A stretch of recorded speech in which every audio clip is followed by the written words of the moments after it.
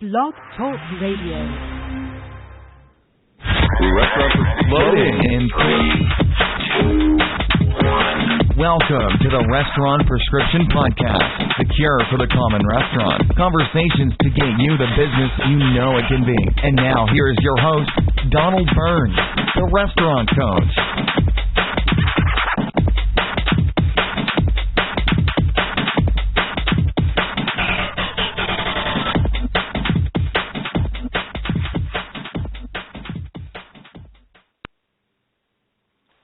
Welcome to the premiere episode of the Restaurant Prescription Podcast. That's right, episode number 1. This is a show dedicated to talking about the ailments and issues that plague the restaurant industry, and we know there's quite a few. We'll serve up the issues on a plate, discuss the symptoms, and then we'll give you a prescription for the cure. I am very, very happy. Today we're going to be talking about branding and passion. And there are a lot of misconceptions about branding. A lot of people just think that having a great product or a great food, that's a brand. It's not. There's a great author out there named Simon Sinek who offers up this idea: people don't buy what you do, they buy why you do it.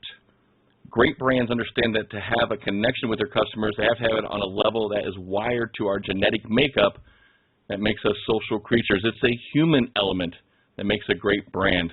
And to help me find a cure for this, I am very excited and humbled to have Chef Chris Hill on the show. Chris is an inspired chef, entrepreneur, and author. Chef Chris is a regular featured guest on various TV shows throughout the Southeast. His writings and work have been featured in publications such as Home and Garden and Nation's Restaurant News. He travels the East Coast speaking to various colleges and universities regarding culinary media, branding, social media, and the realm of food writing. Chris is also a 2-time TEDx speaker. He has a new book coming out entitled Beyond the Line, Cultivating a Life and Career That Matters. Chris, it is great to have you on the show today. Thank you so much for joining me. Oh, it's a pleasure, Donald. How's it going, man? Going great, going great. You're in Atlanta. I'm in sunny New Mexico. And you know, the biggest thing I think I was really excited about is that, you know, I've been trying. I love TEDx, and I think TEDx is such a great format for people, and I think it's really awesome that you've been on there twice. Tell me a little bit about some of your talks you've done lately on TEDx, because there's one it floats around all over the internet. I see it all over the place. So, well, good stuff. Yeah, actually, it was funny. I've been working with a chef here in town, and he said, "Man," he's like, Just yesterday, I was on Facebook and saw that my culinary instructor actually posted your talk on her Facebook, which is cool, you know, and that's kind of where we live in these days, with being able to connect with people all over the world, and I think we have an incredible opportunity. But yeah, so I did a TEDx talk up in Virginia about a year and a half ago, I guess it was, and then I did again. I gave one back in, I guess it was April, in Tuscaloosa, Alabama, which is where I went to college and then grad school. So it was awesome to go back to Tuscaloosa, where, you know, I spent 4 years plus another year of grad school and really kind of became a man in that town. And it was awesome, had a blast, and really I was able to kind of take some of the lessons that I've learned and becoming a chef and transitioning from a job that I absolutely hated to kind of to where I am today, really loving my life and loving what I do, and hopefully using that as an example for people out there to kind of follow their heart and try and find things out for themselves.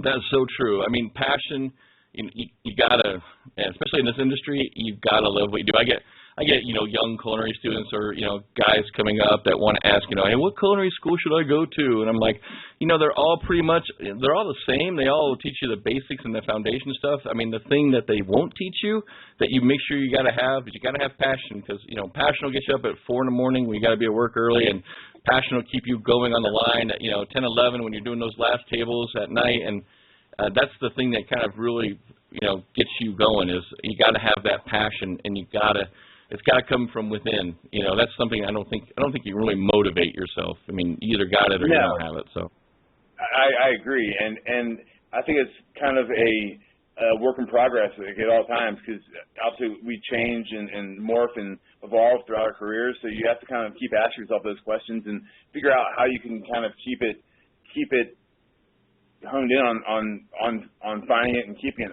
One of my favorite quotes from Thomas Keller is, about he's like I love passion, but what I really love is desire, because passion can kind of fade, but desire is that waking up every single day to do something because it's what you believe in, and as long as you kind of have that, then I think you're good to go.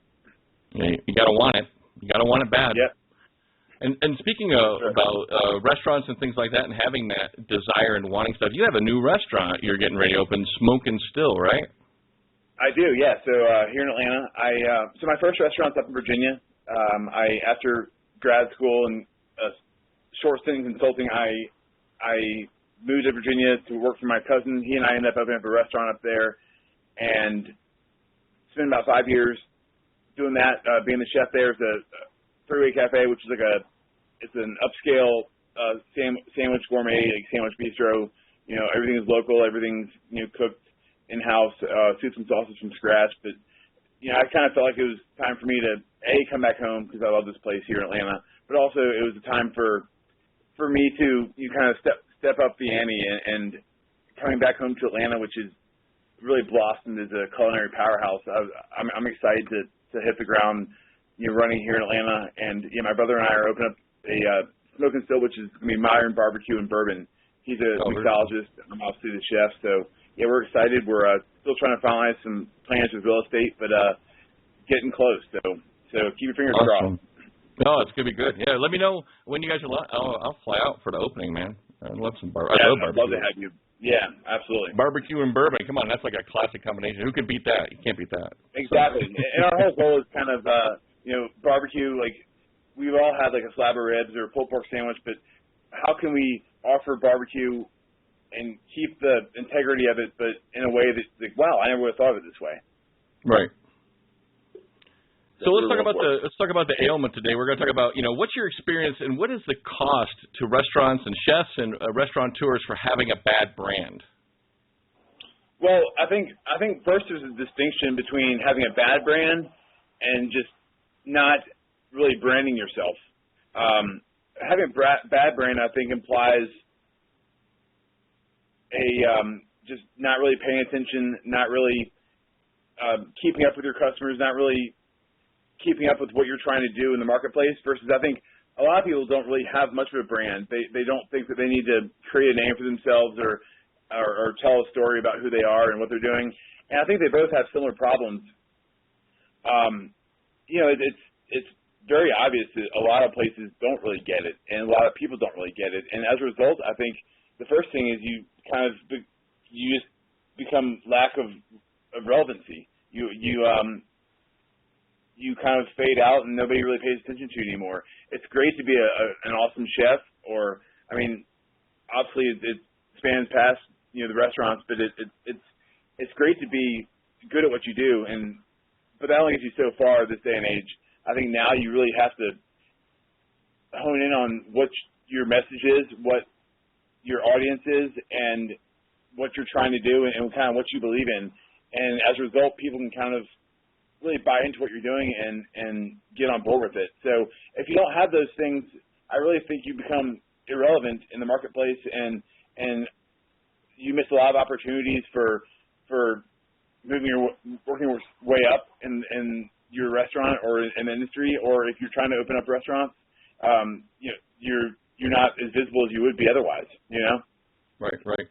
Yeah, once you get that brand identity kind of dialed in, I use the analogy a lot of Top Gun, and Tom Cruise was taught, I'm not going to leave my wingman, Once you got a solid brand, I tell people the biggest thing you want to do is you want to have that kind of commitment to your brand, and you got to have that thing is, I'm not going to leave my brand. Yeah, and I don't know if you ever heard of Todd Henry. He's a great writer. He's written 3 books. His most recent one's called Louder Than Words, and it's kind of about it's really more than just branding. It's more about kind of finding your voice, but I think it definitely crosses over and definitely applies here. He uses one analogy from the book where he's having a conversation with this guy, and the guy talks to him about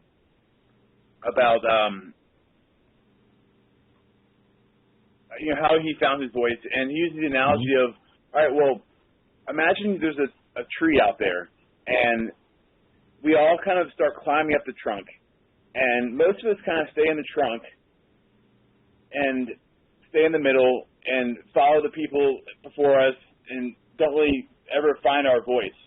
But every now and then, the special people out there, they start to realize that they can have an impact, they can tell their story, all those kinds of things, and they start to move away from the trunk and towards the limbs on the sides. And as you go farther on the limbs are a little more brittle. And he asks, well, what happens if the limbs out there break? And he says, well, first of all, nobody really follows you out there. But if they do, then the limb breaks, falls to the ground, and it creates a new trunk. And you start over with people following you. So I think at a certain point, we have to find our own voice. We have to find our own story to tell. And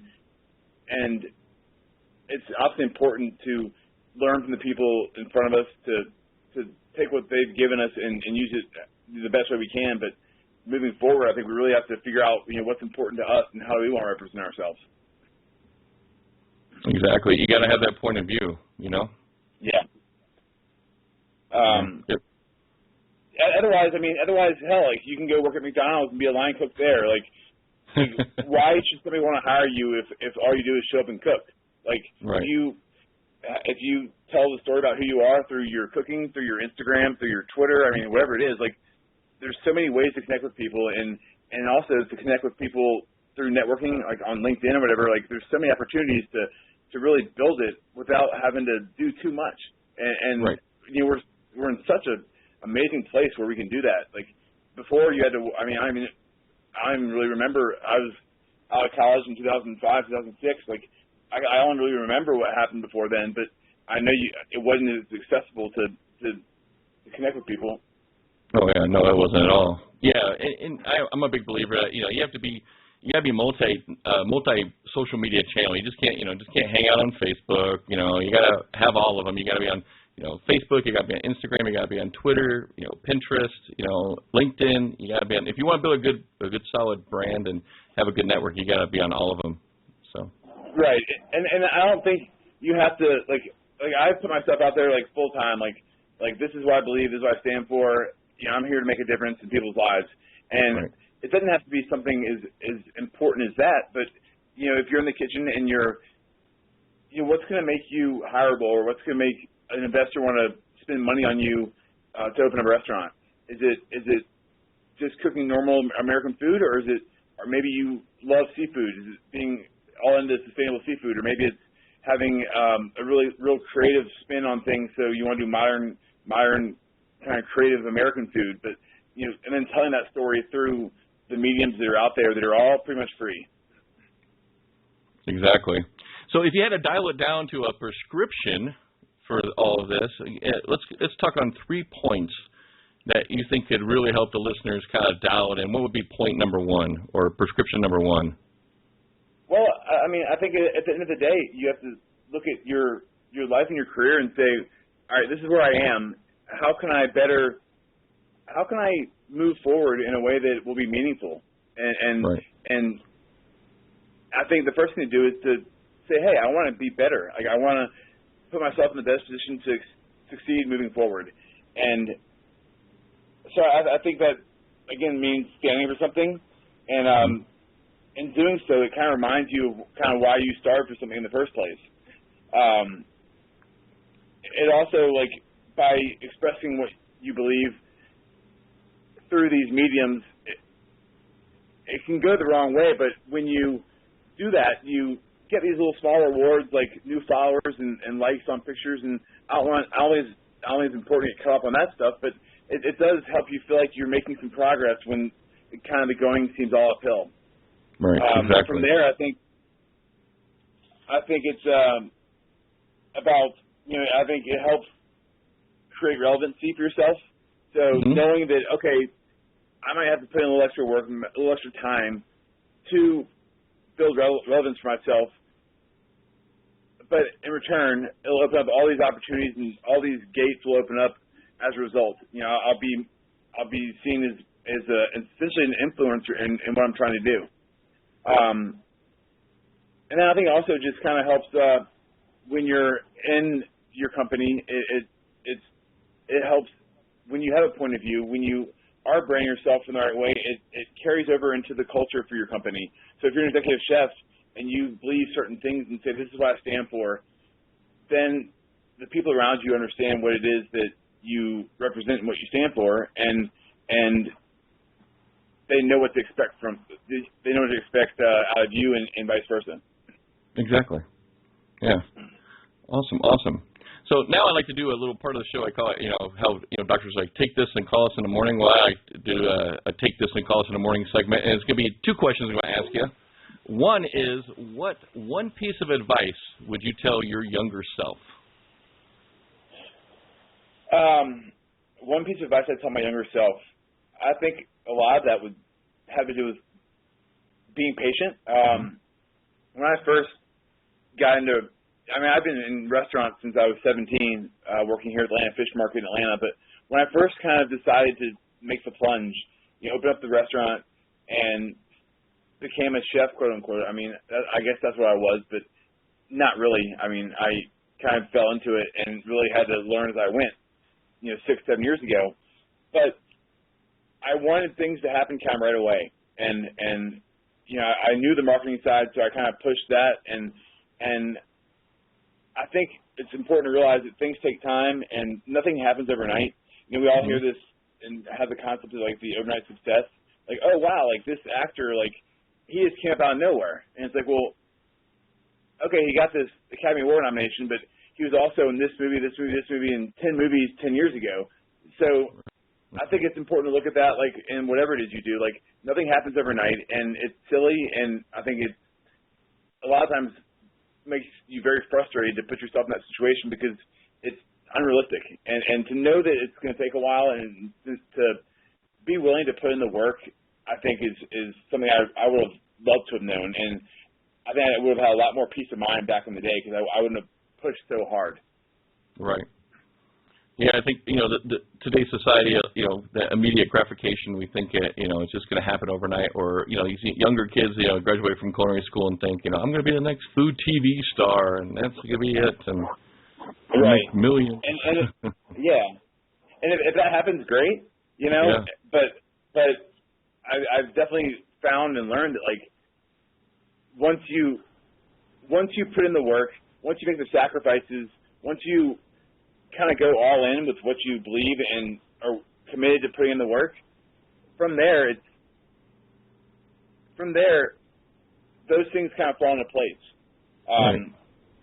It's insane these days. Like, you go on YouTube or all over Twitter, you see all these, like, 20-year-olds that are life coaches, and it's like, well, wait a second, you're a life coach and you're 20 years old. Like, what have you even done in your life? Yeah, right. And I think that's the same exact thing in restaurants and probably across the board with everything. It's like you have to actually experience some things to know what is out there. And patience is part of just maturing and growing, and to have that, I think, is a great quality and a great skill. So I tell you, anyone younger, in the early part of their career or not, like, you have to work your way up. Like, you can't be the dishwasher one day and then you're the executive chef the next day. Right. Exactly.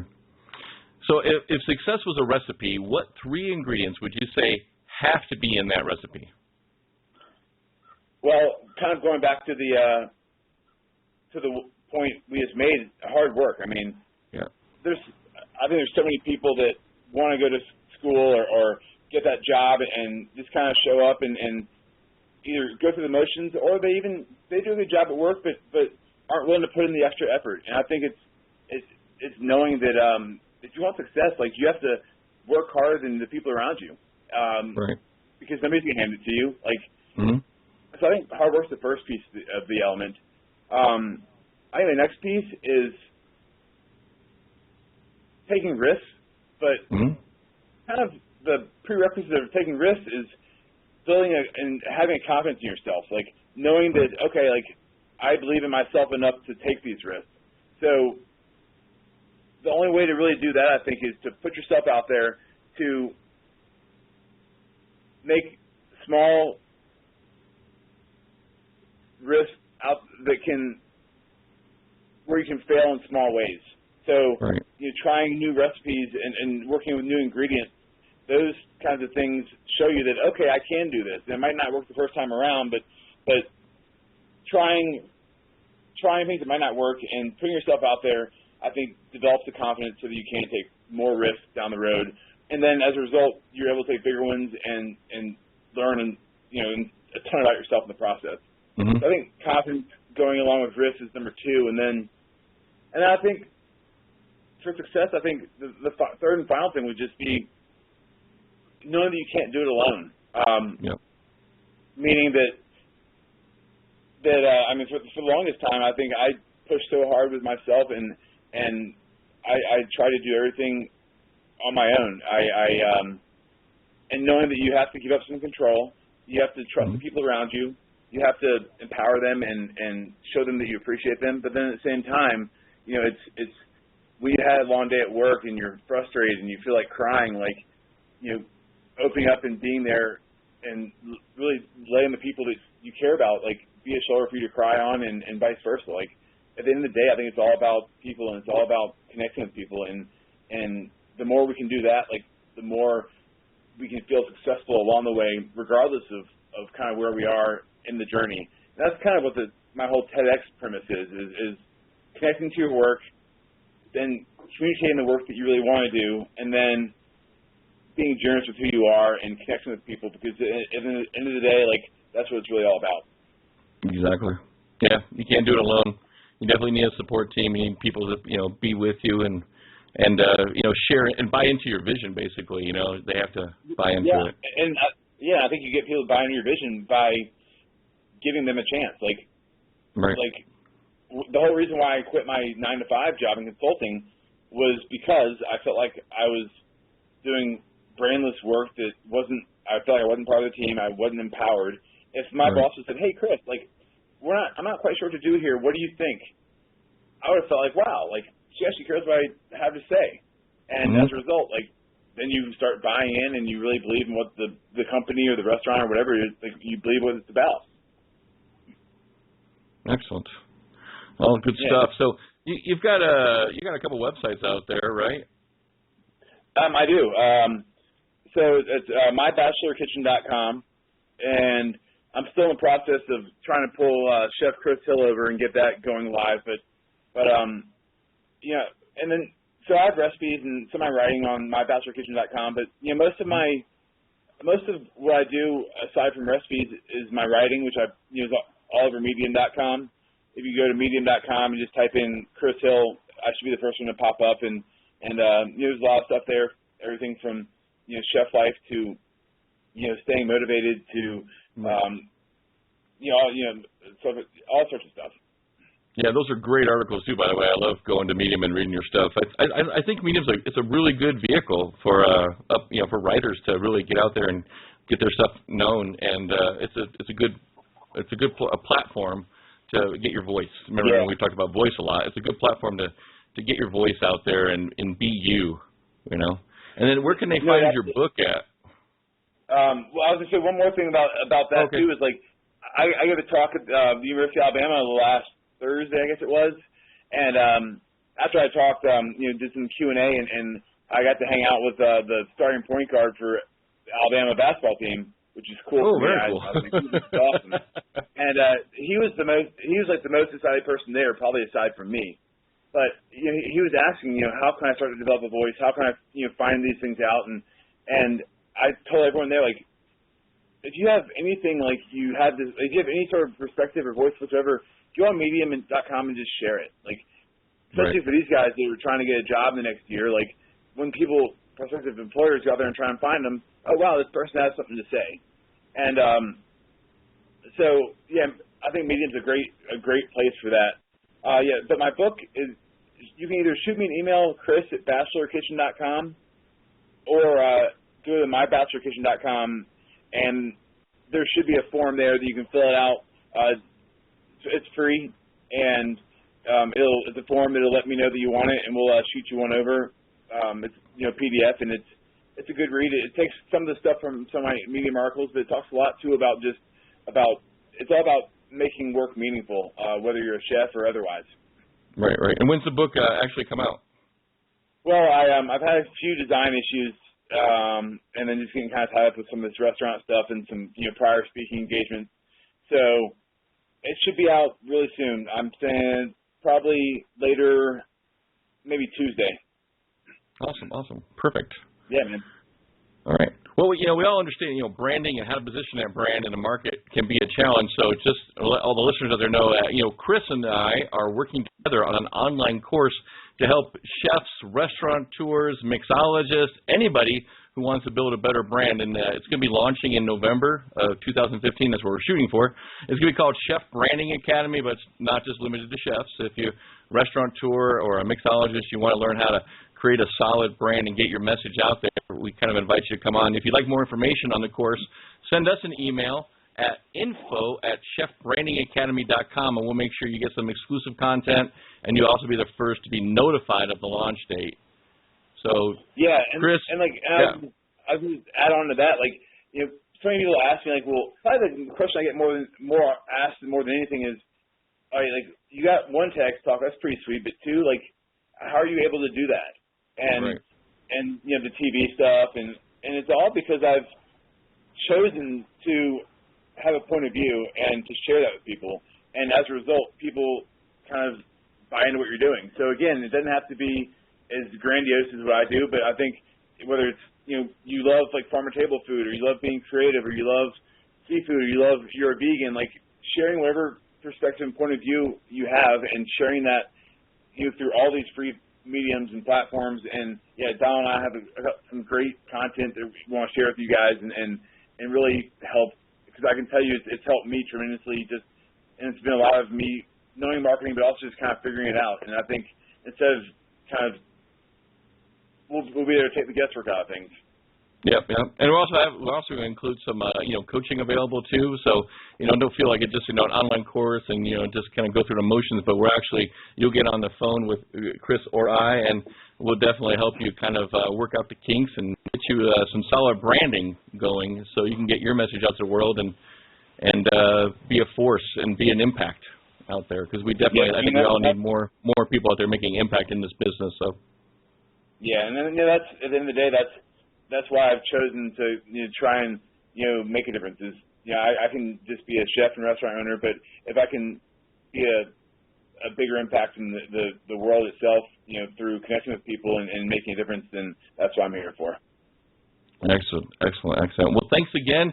Thanks again to Chef Chris Hill for joining us today on the show. Just remember that branding's not something you can buy. It's something you create first by connecting with yourself and then translating that passion out into the world.